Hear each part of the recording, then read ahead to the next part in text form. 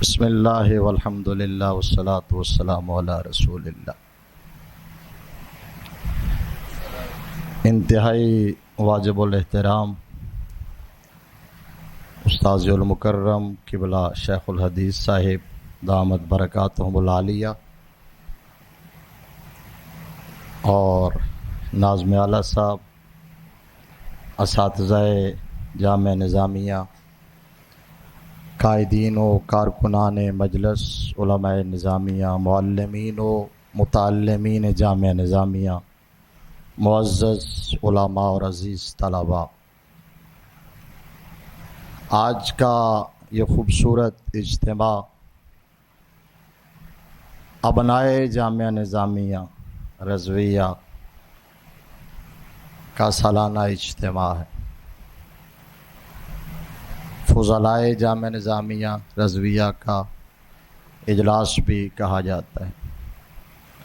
مجھے حکم ہوا کہ کچھ باتیں کی جائیں۔ میں اپنے آپ کو اس قابل نہیں سمجھتا، میں تو طالب علم ہوں، سیکھنے کی کوشش کرتا رہتا ہوں، اور اسپیشلی اساتذہ کی موجودگی میں کوئی بات کی جائے۔ میں نے عرض کیا کہ ابنائے جامعہ میرے خیال کے مطابق فضلائے جامعہ سے بڑا لفظ ہے ابنائے جامعہ۔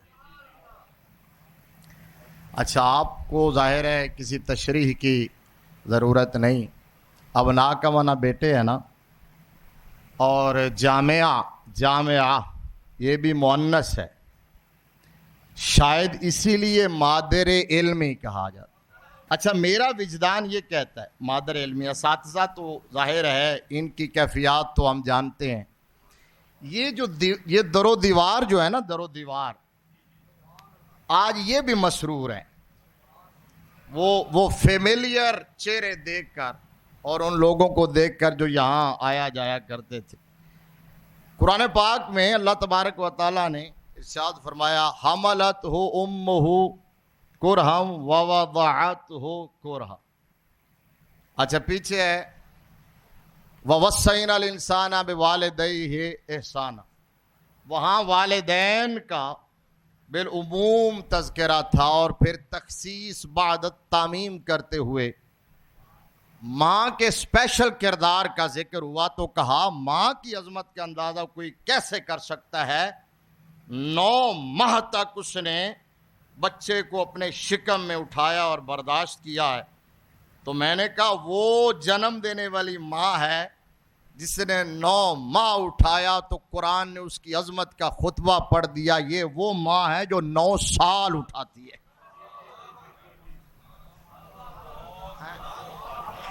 9 سال، 10 سال، 11 سال، 12 سال، کسی کو 16 سال برداشت کرتی ہے یہ ماں۔ تو آپ بتائیے کہ پھر اس کا کتنا حق ہوگا اپنی اولاد پر، اور یہ ماں کتنی مسرور ہوتی ہوگی اپنی اولاد سے مل کر، اور کتنی خوش ہوتی ہوگی، اور کتنی بد نصیب ہے وہ اولاد جو اپنی اس ماں کو بھول جائے۔ اس نے جنم دیا، اس ماں نے بولنا سکھایا، اس ماں نے یہاں کھڑا ہونا سکھایا، اس ماں نے دنیا میں متعارف کروایا، مادر علمی نے عزت دی ہے۔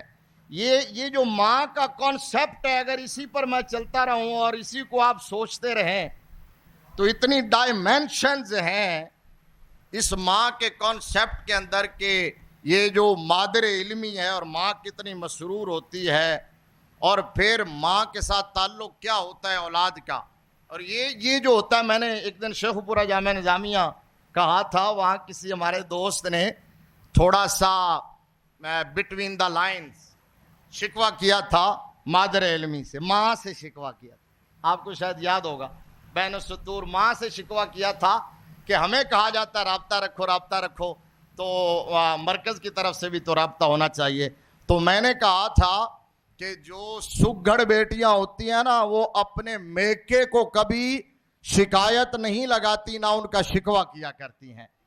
اس کانسیپٹ سے باہر آ جانا چاہیے۔ اور حضرت ہمارے آقا نعمت ہم سب کے مخدوم، اور صرف ہمارے نہیں، اہل سنت کے مخدوم اور اہل سنت کے موشن، حضرت مفتی اعظم پاکستان رحمۃ اللہ تعالی علیہ تو فرمایا کرتے تھے کہ یار جا کے درخت کے نیچے بیٹھ جاؤ، اور یہ فرماتے تھے کسی سے کام لینے کا طریقہ یہ ہے کہ وہ ہاتھ پیر بن کے انہوں کام میں چینج اتار دیو جی میں کسی نے دریاج سٹی دا ہے، جنہوں تیرنا نہ آندا ہوئے فرماندے سن ہاتھ پیر بن کے انہوں دریاج سٹو نا، پھر اتھو جان بچان واسطے کچھ نہ کچھ کرے گا، انہوں تیرنا آ جائے گا۔ تو فرماتے تھے کام لینے کا مطلب میدان میں اتار دو، اور ہم نے دیکھا انہوں نے کتنے ہی ذروں کو میدان میں اتارا اور رشک آفتاب بنایا ہے۔ ہم نے دیکھا ایسے ایسے نکمے ہم جیسے نکارا لوگ، انہوں نے کہا کہ بیٹھ جاؤ اور کام کرو، اور پھر خیر عرض یہ کر رہا تھا کہ یہ ہمارا میکہ ہے، جہاں ہم کام کرتے ہیں وہ سسرال ہوتا ہے، وہ سسرال ہوتا ہے۔ اور عورت کا یہ جو فطرت ہے نا، اب میں کیا کروں کہ جب مادر علمی آپ نے خود کہا ہے، میں کیا کروں کہ جامعہ مؤنث ہے، میں کیا کروں کہ ابنائے جامعہ کا لفظ بولا جاتا ہے، تو پھر میں نے تو گفتگو ساری عورت اور ماں پہ ہی کرنی ہے نا۔ تو یہ جو عورت ہوتی ہے اس کی فطرت میں ہوتی ہے کہ وہ اپنے شوہر کے گھر میں سونے کے بھی نوالے کھا رہی ہو نا، اس کے دل کی دھڑکنوں میں اس کا میکہ ہی ہوتا ہے، اس کا میکہ ہی ہوتا ہے۔ وہ ساری زندگی وہاں کو یاد کرتی رہتی ہے، وہ کہے گی کہ میرا گھر ہمارا گھر ہمارا گھر۔ ہمارے ایک دوست ہیں وہ کہتے تھے، سید وسیم الحسن شاہ صاحب رات بھی بیٹھے ہوئے تھے، تو کہتے تھے کہ ہماری دادی جان جو ہے نا ان کا ایک باکسا ہوتا تھا، تو کہتے تھے کہ وہ باکس جو ہے اس میں وہ پرانا لکڑی کا کاٹ کا وہ باکس ہوتا تھا، تو کہتے ہمارے ابا جی کی طرف آتی تھی تو پہلے باکس آتا تھا، فدا شاہ صاحب کی طرف جاتی تھی تو پہلے باکس جاتا تھا، وہ دلیلیں انی ہوتی تھی کہ دادی جان آ رہی ہیں۔ اچھا وہ باکس کو دیکھ کر وہ پہچان لیتے تھے، تو وہ پہلے باکس پہنچتا، اور جب کبھی بات ہوتی تو وہ کہتی کہ ساڈے گھر وچ تنج نہیں ہوندا سی۔ یہ شاہ صاحب سنا رہے تھے، کہتے ساڈے گھر وچ تنج نہیں ہوندا سی۔ کہندے ایک دن کہندے میرے ابا جی سید شبیر حسین شاہ صاحب رحمت اللہ علیہ وہ فرمانے لگے کہ ماں جی حالی بھی تہاڈا گھر وہی ہے جتھے کوئی رہا ہی نہیں، حالی بھی ابھی تک ہمارا گھر یہ ہے۔ میں اپنی بات کرتا ہوں، خدا کی قسم ہے، اب میں نے بہت سارے ممالک بھی گھومے ہیں، بڑے بڑے ٹائٹل القابات بڑا سب کچھ ہے، بڑا پروٹوکول ملتا ہے، لیکن پتہ نہیں کیا بات ہے جب لوہاری سے انٹر ہوتے ہیں، لوہاری سے اندر داخل ہوتے ہیں تو جتنی اپنائیت یہاں محسوس ہوتی ہے یہاں کیفیت ہی بدل جاتی ہے۔ آپ فیل کریں، آپ بہت سارے لوگ جو ہے نا لاہور سیٹل ہو گئے دائیں بائیں، لیکن آبائی علاقے میں جانا ہوتا ہے، تو جب اپنے آبائی علاقے کا بندہ رخ کرتا ہے تو اس آبائی علاقے کی حدود میں داخل ہونا شروع ہوتا ہے، اس کے اندر کانفیڈنس آ جاتا ہے۔ میری تو یہ فیلنگز ہیں، پتہ نہیں آپ کی ہیں کہ نہیں۔ میں جب بہاول نگر جاتا ہوں تو میں بہاول نگر شہر کراس کر کے 22 کلومیٹر آگے میرا گھر ہے، تو میں وہاں کراس کر کے جب اپنے گھر کی حدود میں جاتا ہوں مجھے لگتا ہے میں مضبوط قلعے کے اندر آ گیا ہوں، مجھے اب کوئی ٹینشن نہیں ہے، بس ہوں میرا کوئی کچھ نہیں کر سکتا۔ یہ فیلنگز ہوتی ہیں، تو یہی فیلنگز ادھر اپنے مادر علمی میں آ کے ہوتی ہیں، اور چونکہ ماں کی محبت فطرت ہے، اب میں اس پر نتیجہ نہیں نکالوں گا، نتیجہ ہوں تھوڑے سامنے اگر نتیجہ کڈنا ہے تو پھر فائدہ کی پڑھان دا نتیجہ آپ نے خود نکالنا ہے کہ کتنی اٹیچمنٹ ہونی چاہیے اپنی ماں سے، کتنی وابستگی ہونی چاہیے اپنی ماں سے۔ اور میں یہ کہہ رہا تھا کہ ماں کی محبت چونکہ فطرت میں ہوتی ہے، اور وہ میکے کی محبت بھی فطرت میں، تو وہ عورت آگے ٹرانسفر کرتی ہے اپنی نسلوں میں۔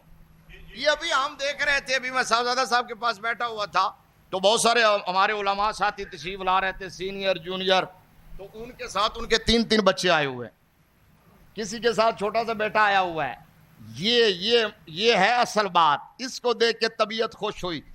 خدا کی قسم ہے، عجب بات ہے۔ اب میرے بچے جو ہیں وہ جامعہ نظامیہ پڑھے تو نہیں، آئے تو نہیں، لیکن ابھی بھی جب میری زبان پر جامعہ نظامیہ کا لفظ آ جائے تو وہ مسکرانا شروع کر دیتے ہیں۔ مجھے ابھی کل میرا بیٹا کہہ رہا تھا، کل اس نے کہا جی ادھر محلے میں 7 بھائی آ رہے ہیں تو ان کو ادارے میں بلا رہے ہیں، بلا لیں۔ میں نے کہا اچھا میں کوشش کرتا ہوں۔ دوسرا اس نے، میں خدا شاہد ہے، اس نے کہا آپ لاسٹ ٹائم بھی جب لندن گئے تھے تو آپ استاد حافظ صاحب سے نہیں مل کے گئے تھے، اس دفعہ آپ نے مل کے جانا ہے۔ یہ میرا بیٹا حسنین کہہ رہا تھا مجھے۔ یہ ہے وہ فطرت۔ وہ میں آیا تھا اس وقت، استاد جی سے ملاقات نہیں ہوئی، پھر واپس آ کے ملا، تو آج تو زیارت ہوئی، تو میں نے پرسوں ترسوں جانا ہے۔ یہ وہ ماں جو اپنی اولاد کے دل و دماغ میں اپنے میکے کی محبت اتارتی ہے، وہ فطرت ہے، اور وہ ہم نے اپنے اندر بھی اور اپنی نسلوں میں بھی اتارنی ہے. اور بہت سارے سلیم الفطرت لوگ وہ ہمیں عمل کرتا ہوا نظر آ رہے ہیں الحمدللہ. اور دوسرا پورشن جو مجھے حکم تھا، اس پہ میں نے ایک پورشن میں تھوڑی سی بات کر دی ہے.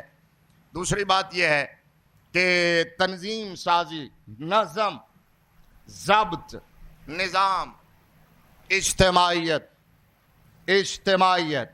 کہا جی کہ اس پر بات کریں تھوڑی سی. تو میں نے اس پر کیا بات کرنی ہے بھائی، میرا ایک جملہ سن لیں. وہ پوری گفتگو اور پورا مضمون میں چونکہ زیادہ ٹائم نہیں آپ کا لینا چاہتا، تو بزرگ تشریف فرمائے. ایک جملے میں سارا مضمون ہے. اگر افراد سازی، کردار سازی، تنظیم سازی، اجتماعی نظم و نسق اور نظم اور ضبط سے اگر کوئی بے نیاز ہوتا اور اکیلا کام کر سکتا ہوتا تو وہ اللہ کے نبی ہوتے. اللہ کے نبی، اور اسپیشلی امام الانبیاء صلی اللہ علیہ وآلہ وسلم، یعنی جن کا سارا پروگرام بھی پری پلان ہے. سمجھ آئیے نا، جن کا پروگرام اللہ کی طرف سے ہے. کیا ہونا ہے وہ اپنی خواہش سے بولتے ہی نہیں ہیں، لب کھولتے ہیں تو وحی الہی ہوتی ہے. جو ہونا ہے اللہ کے حکم سے ہونا ہے.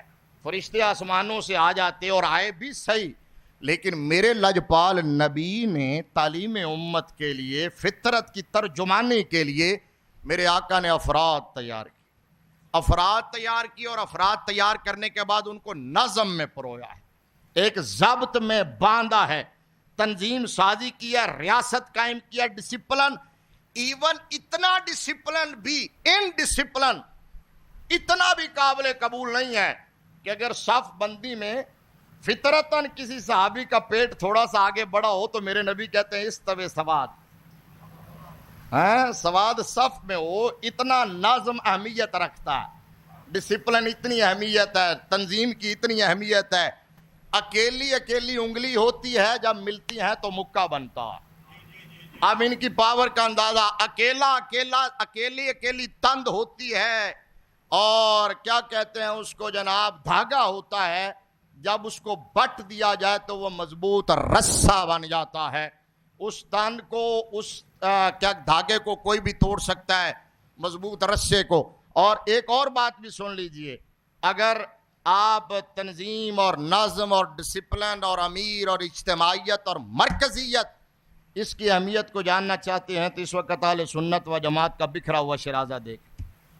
اہل سنت و جماعت کی اس وقت جو زبوں حالی ہے، اس وقت ہم تاریخ کے بدترین دور سے گزر رہے ہیں.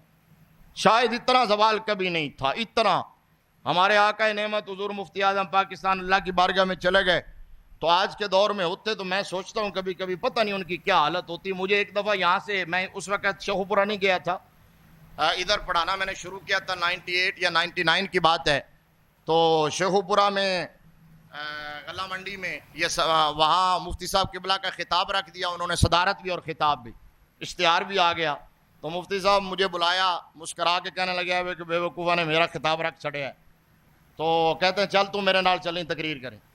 تو وہاں گئے، تو وہاں پروگرام اٹینڈ کیا، واپس آ رہے تھے تو گاڑی میں پیچھے بیٹھے تھے. تو مفتی صاحب قبلہ نے گفتگو فرما رہے تھے، تربیت فرما رہے تھے. ایک جملہ کہا جو میں نے کہا اگر آج ہوتے مفتی صاحب تو پتہ نہیں کیا کیفیت ہوتی. ایک جملہ کہا، فرمانے لگے کہ یار مولوی صاحب، اس وقت جس طرح بد عقیدہ لوگ بڑھتے جا رہے ہیں اور ان کا زور بڑھ رہا ہے، اور صحیح العقیدہ لوگ جو ہیں ان کی اس وقت زبوں حالی ہے. کہا کہ اس وقت تو بس دل یہ چاہ رہا ہے کہ اللہ اٹھا ہی لے. یہ لفظ کا، خدا کی قسم، یہ لفظ کا تو میں اب سوچتا ہوں، یعنی چونکہ درد تھا، اخلاص تھا، تو اگر آج کی کیفیت دیکھتے تو کیا حال ہوتا. تو یہ ہے کہ تنظیمیں بہت ہیں، جماعتیں بہت ہیں، ہر فرد تنظیم ہے. سنیوں میں ہر پیر تنظیم ہے، ہر مولوی تنظیم ہے، ہر استاذ تنظیم ہے. لیکن اس کے باوجود تنظیم نہیں ہے، کیونکہ اجتماعیت نہیں ہے، مرکزیت نہیں ہے، نظم نہیں ہے. کوئی بڑا نہیں رہ گیا، اور جو بڑے ہیں بونے لوگ ان کو بڑا ماننے کے لیے تیار نہیں ہیں. اور یہ کسی قوم کے زوال کا جو ہے وہ نقطہ انجام ہوتا ہے کہ وہ بڑوں کو بڑا نہ مانے. جب تک بڑا مانتے رہے اس وقت تک اہل سنت و جماعت اس کیفیت سے دو چار نہیں ہوئے تھے. مسائل بڑے بڑے آئے, مشکلات بڑی بڑی آئیں. آج تو ہر بندہ جو ہے وہ شیخ الاسلام بن کے بیٹھا ہے, ہر بندہ شیخ الکل بن کے بیٹھا ہے, ہر بندہ قائد ملت اسلامیہ بن کے بیٹھا ہے اور دوسروں کے گربانوں پہ ہاتھ ڈال رہا ہے. اس سے نیچے کی بات ہی نہیں ہے کہ کسی کے بارے میں کوئی بات پہنچے اور فوراً کلپ بنا کے چڑھا دو, چونکہ صحیح معنوں میں بندر کے ہاتھ ماچس آئی ہوئی ہے. تو آپ جامعہ نظامیہ کے ابناء ہیں, ہم آپ سے پہلے ہم بھی ابناء جامعہ میں ہیں, بلکہ یہ ہے کہ آپ سینئر ہیں ہم جونیئر ہیں. آپ کے ہاتھ میں اب مستقبل اہل سنت کا, جامعہ نظامیہ رضویہ کے ہونہار فضلاء, قابل فخر فضلاء. لہذا اس بات کا ادراک کیجئے, احساس کیجئے, اس بات کو سمجھیے, روایتی انداز سے ہٹ جائیے کہ اس وقت تقاضا کیا ہے, دور کیا ہے, کون سی مجلس میں آپ جا رہے ہیں, کس کے سامنے بیان کر رہے ہیں, کس بات کی ضرورت ہے بیان کرنے کی اور کس بات کی ضرورت نہیں ہے. آپ سادہ سے انداز میں دو لفظ کہہ دیں, شاید وہ زیادہ مؤثر ہوں گے گھنٹوں کی تقریر پہ. آپ آسان انداز میں جو وقت کی ضرورت ہے اس بات کا احساس اور ادراک کیجئے. یہ ہے نظم کی اہمیت. تو اس لیے اپنے مرکز سے جڑ جائیے, اپنے اساتذہ سے, مجلس علماء نظامیہ پاکستان سے. بڑا شاندار کام الحمدللہ اس وقت بہت سنجیدہ بنیادوں پر موجودہ قیادت جو ہے وہ کام کر رہی ہے, اور وہ خطبات کی صورت میں, پیغامات کی صورت میں, نظم کی صورت میں. لہذا اس سے استفادہ کیجئے, رابطہ رکھیے. اور یہ ابھی میں اس جملے کو ریپیٹ کرتا ہوں, ان کے تتبع میں دو ہستیاں اس حوالے سے, ہمارے استاد جی قبلہ شیخ الحدیث صاحب اور استاذ القراء, جامعہ نظامیہ رضویہ کی تاریخ کا ایک روشن کردار ہیں, جامعہ کی روشن اور تابناک تاریخ کا تابناک کریکٹر ہمارے استاد محترم حضرت مولانا قاری ظہور احمد صاحب سیالوی نور اللہ مرکزہ. جس طرح انہوں نے وفاقی جامعہ سے, جامعہ کے در و دیوار سے, مفتی اعظم پاکستان سے آخر دم تک, یہ جب جلسے میں شیخوپورہ میں جب ویل چیئر پہ بیٹھ کے آتے تھے تو اس وقت وہ میں جو کچھ اس وقت کہتا تھا بے خود ہو کر کہتا تھا کہ یار کیا بات ہے. اور پھر اللہ تبارک و تعالیٰ نے اندر کے اخلاص کی ریفلیکشنز ان کے چہرے پہ عطا کی تھی. جب یہ کیا یار, اتنی بڑی ہستی ہونے کے باوجود, استاد جی فرمایا کرتے ہیں, خود بتاتے ہیں کہ ہم سے بھی سینئر تھے, تو اتنی بڑی ہستی ہونے کے باوجود چھوٹے چھوٹے طالب علموں سے کیا مسکرا کے ملنا, خود فون کرنا, خود حال پوچھنا. ہم نے بھی کبھی ایسا کیا؟ ہمارے ہاں یہ نہیں ہے. لہٰذا اپنے اساتذہ سے بھی سیکھیے, ان کو فالو کیجئے. اللہ تبارک و تعالی ہمارے مادر علمی کو تعصب ابد شاد و آباد رکھے. اللہ کریم ہر قسم کے شر سے, ہر قسم کے زوال سے محفوظ فرمائے. ہمارے اساتذہ کا سایہ اللہ کریم سے تو سلامتی کے ساتھ دراز فرمائے. صاحبزادہ صاحب قبلہ کی جو قیادت ہے اللہ کریم اس میں مزید برکتیں عطا فرمائے. اور جتنے بھی جامعہ کے معاونین ہیں جو جامعہ کے ساتھ محبت کرتے ہیں, اللہ سب کو جزائے خیر عطا فرمائے. وآخر دعوانا الحمد.